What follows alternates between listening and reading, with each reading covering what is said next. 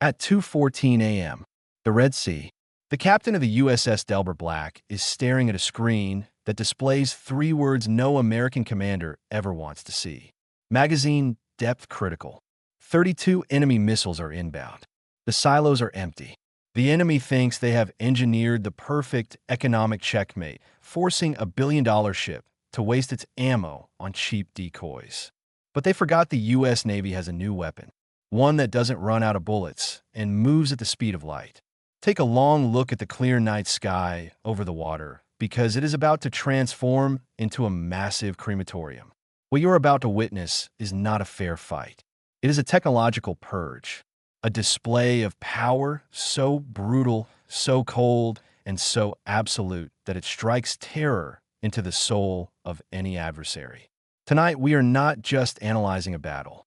We are deconstructing the moment the rules of modern warfare change forever. Welcome to the Red Sea, where the United States Navy is about to break the laws of physics. To understand why this specific engagement is a death warrant for the enemy, we have to look at the math. The strategists in Tehran and their coalition allies believe they have found the Achilles heel of American technology. They know they cannot match the United States in quality, so they have chosen quantity. They call it a saturation attack, a cunning mix of long-range ballistic missiles, low-flying cruise missiles, and swarms of cheap kamikaze drones. Their goal is not just to hit the ship, it is to bankrupt it. This is the economic trap. Imagine firing a standard missile 6, which costs nearly $5 million to shoot down a fiberglass drone that costs less than $20,000. It is a losing equation. The enemy calculates that if they launch enough cheap garbage into the sky, the American destroyers will simply run out of interceptors. At 2:14 hours, a digital nightmare began unfolding on the Spy 1 radar screens of the USS Delbert. Not one, but 32 low-flying targets appeared, simultaneously moving at high subsonic speeds in complex crisscross formations. These aren't just dumb missiles. These are AI-driven swarms deliberately exchanging data to confuse the Aegis defense system. The captain faces a life or death decision in just 45 seconds. The enemy has created a perfect kill box. If he hesitates, the ship dies. If he fires too early, he wastes the precious ammunition he needs for the second wave. This is the moment where human reaction time is too slow. The captain activates auto special mode, handing over complete control of the ship's firepower to a computer algorithm. The deck shakes violently as the vertical launch cells snap open. In an instant, the darkness is torn apart by vertical columns of fire. 12 ESSM missiles shoot into the air, forming a medium-range interceptor fire network. Each missile carries a directional fragmentation warhead designed to shred soft targets across a wide area. But the real threat is higher up. Two hypersonic missiles are plunging toward the ship like fiery blades. The Aegis system is forced to use the Navy's silver bullet, the SM-6 Dual-2 missile. Four of the most expensive missiles in the arsenal are thrown into the sky. That is $20 million burned in seconds. The sky lights up with brilliant orange flames as the interceptors collide with their targets. The debris falls into the sea like a deadly meteor shower. The red dots on the radar screen disappear. The U.S. defense system has won the first round, but the joy is short-lived. Before the smoke clears, the ammunition management screen flashes that terrifying warning. Magazine depth critical. Nearly 40% of the ship's main anti-aircraft ammunition has evaporated in just 3 minutes of combat. This is the dip. This is the vulnerability crisis the enemy was counting on. The fleet's most modern ship now resembles a heavyweight boxer who has thrown all his strength into the first round only to find himself gasping for breath while the opponent is still standing. And just as the ship becomes most vulnerable, the hull-mounted sonar picks up strange whistling sounds tearing through the water. The second wave has begun. 20 unmanned suicide boats are closing in like a pack of hungry sharks. They constantly change direction randomly, turning the sea into a deadly chessboard. At the same time, an AI-1 cruise missile, which had been flying silently, just 3 meters above the sea surface, reappears less than 10 kilometers away. The USS Delbert Black has fallen into a classic pincer trap. The phalanx close-in weapon system begins spinning up, its barrels firing 4,500 rounds per minute. But it has a fatal physical weakness. It can only fire in one direction at a time. When the gun turns to shred boat A, the starboard side is exposed to boat B. A USV slips through the fire, exploding just 50 meters from the ship. The shockwave throws tons of seawater onto the deck, causing electronics to flicker. The billion-dollar ship shakes violently. The kinetic age is failing. We have reached the limit of how many bullets we can carry. In this moment of chaos, the commanding officer makes a decision that shifts the paradigm of warfare. He activates a weapon the enemy could not anticipate because it doesn't use gunpowder. Enter Helios, the 60-kilowatt high-energy laser system. Watch closely because you won't see any movie-style light beams. Helios is a silent killer. It fires an invisible beam of concentrated energy moving at the speed of light. It locks onto the optical sensors of the oncoming suicide boats. Instantly, the temperature spikes critically. The lenses melt. The control circuits fry. On the sea surface, the sharks that were speeding toward the ship suddenly lose direction, running around in crazy circles before drifting harmlessly. But the most important target is still that cruise missile approaching at close range. Helios retargets in a fraction of a second faster than any mechanical gun could ever turn. The laser burns through the missile's control surfaces and seeker head. Losing aerodynamic control, the missile wobbles and plunges straight into the sea, creating a giant column of water just a few hundred meters from the ship. The $1.9 billion ship survives not because it had more bullets, but because it changed the rules of the game. But defense is only half the story. In American military doctrine, there is an unalterable rule. You never get a second chance after firing at Uncle Sam. While the laser is cooling down, the counterstrike has already been authorized. The death warrant for the enemy's entire missile network was approved at U.S. Central Command minutes ago. America does not strike to send a message. America strikes to ensure the enemy can never send another message again. But there's a problem. The enemy launchers are hidden deep inland, obscured by mountainous terrain and beyond the radar horizon of the ship. If the U.S. waits for satellite reconnaissance, the mobile launchers will have already packed up and disappeared. The answer lies in a classified technology known as NIFC-CA, Naval Integrated Fire Control Counter-Air. High above the clouds, two F-35C Lightning II stealth fighters have silently penetrated the edge of enemy airspace. They do not turn on their radars. They maintain absolute stealth.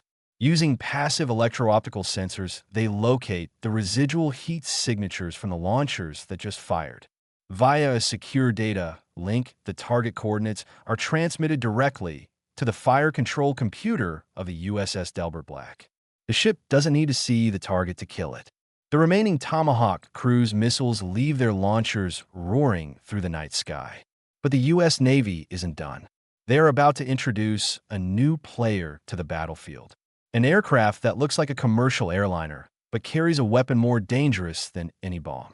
The EA-37B Compass Call. This is the era of cognitive electronic warfare. The EA-37B doesn't just jam radars with noise. It hacks the enemy's reality. Using a system called sorted inserts ghost packets into the enemy's command information stream. Deep in the enemy's underground bunkers, commanders believe they are safe. But their screens are lying to them. The computer systems of the missile batteries begin receiving firing commands with a latency error. Target data is shifted 300 meters from the actual location. The enemy attempts to fire a defensive salvo of S-300 missiles at the slow-moving American plane. But the compass call beams a focused spoofing signal directly at the missile's data link. The missile's radar seeker suffers a severe data conflict. The target designation from the ground contradicts the data from the onboard radar. The missile's safety system assumes it has been hijacked and activates the self-destruct mechanism. Two harmless fireballs erupt in midair. The enemy's air defense network falls into complete chaos. Radars lose synchronization. Bunker doors jam in a half-open state due to hydraulic control software errors planted by the American cyber attack. Now the sky is an open door. From the flight deck of the USS Abraham Lincoln, the heavy hitters arrive. 48 F/A. 18 Super Hornets roar into the sky. They are laden with AGM-88 high-speed anti-radiation missiles. They home in on the few remaining broadcasting radars. In less than 120 seconds, the enemy's early warning network falls completely silent. Then come the bombers. 3B. 1B Lancers, the supersonic monsters of the sky. They carry JASSM-ER stealth cruise missiles. Each bomber is a mobile death sentence capable of erasing 24 strategic targets simultaneously. Deep beneath the waters, the Ohio-class nuclear submarine USS Michigan opens its tubes. 156 Tomahawk missiles tear through the water's surface, forming a lethal grid over the coastline. What follows is not a battle. It is a surgical excision. At the enemy's coastal base, the Tomahawks arrive. There is no margin for error. Mobile launchers are vaporized. Command centers collapse. Fuel depots erupt into thick black smoke plumes visible from orbit. The F-35s slip deep inland, dropping Stormbreaker smart bombs on the production facilities. The assembly lines and expensive machinery used to build the missiles are turned into twisted heaps of scrap. The enemy will not be able to produce a single missile for decades to come. The bunker doors that were jammed open by the cyber attack become the target for the F-15EX Eagles. They drop 5,000-pound bunker-busting bombs precisely into the ventilation holes. The horrific explosions collapse the exits, burying dozens of aircraft and drones inside the mountain. The base remains intact, but it has become a concrete prison. At 4:56 a.m., residual threat grid. Just as the final battle damage assessment stream into U.S. Central Command, a subtle anomaly materializes on the integrated battlespace display. It is not descending from the sky. It is not rising from beneath the sea. It is moving laterally through the clutter of civilian maritime traffic. A low observable surface contact drifting along established commercial shipping corridors north of the engagement zone. Its radar cross-section fluctuates inconsistently. Its infrared signature is faint but persistent. Speed varies between 18 and 42 knots, accelerating in unnatural bursts before stabilizing again. The system flags it, probable autonomous resupply node. This is not a coincidence. This is contingency planning. Enemy doctrine anticipated catastrophic losses. A mobile containerized launch and control module has been embedded within civilian traffic, disguised beneath tarp cargo stacks. Its purpose is simple and ruthless. If primary missile batteries are destroyed, this tertiary platform activates pre-programmed coordinates and launches a final saturation volley. A last attempt to exploit depleted magazines and political hesitation. The USS Delbert Black does not have the luxury of guesswork. Its vertical launch cells are nearly exhausted. Every remaining weapon must count. The fleet transitions instantly from kinetic dominance to sensor fusion supremacy.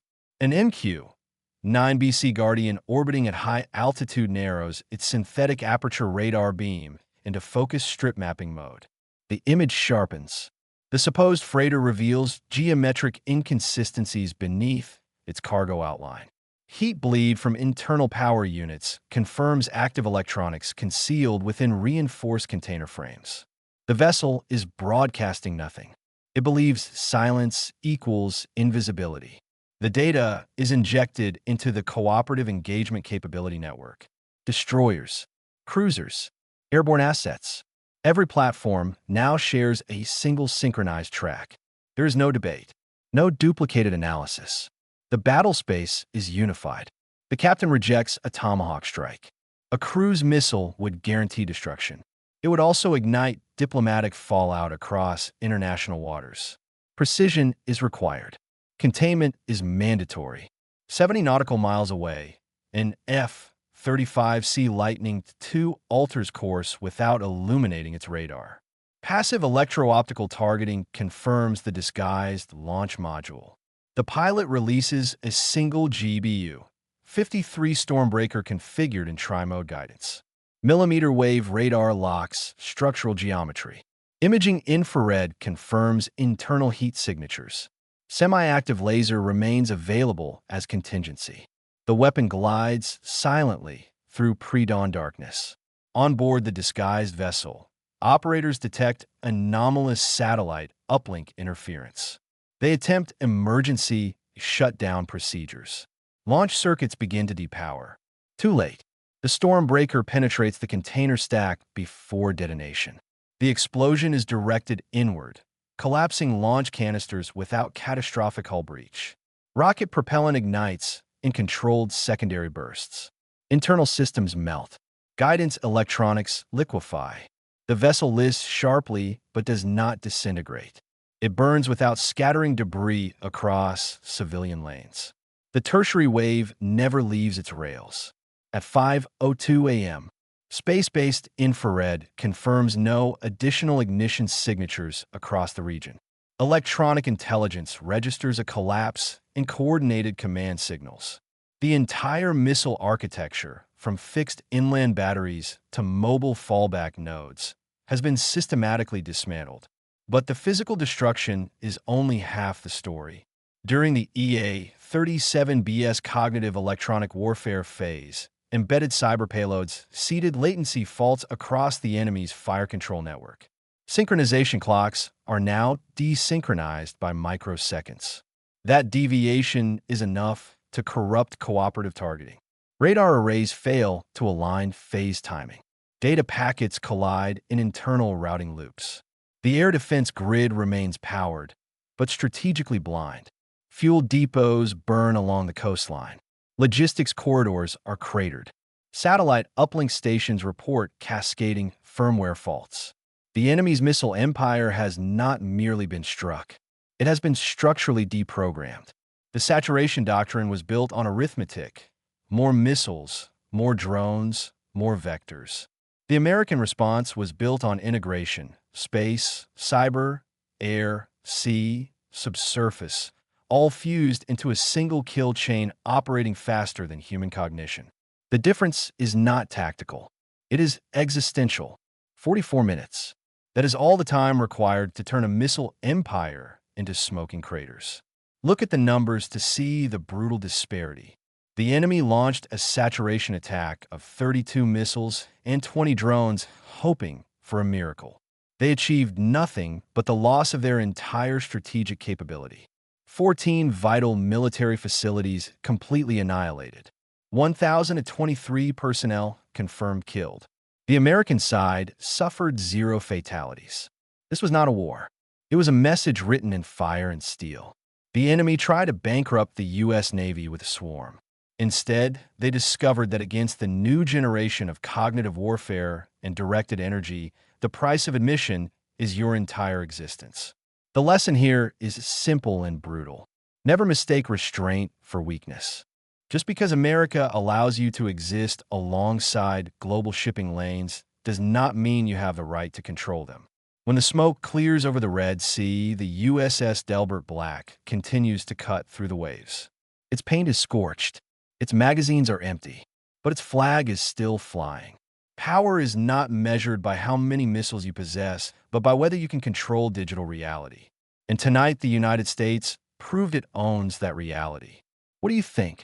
With the rise of drone swarms, is the era of the multi-billion-dollar warship over? Or did we just see the blueprint for how they survive? Leave your thoughts in the comments below. And if you want to see more scenarios where technology breaks the rules of war, make sure to like and subscribe. Victory belongs to the strongest.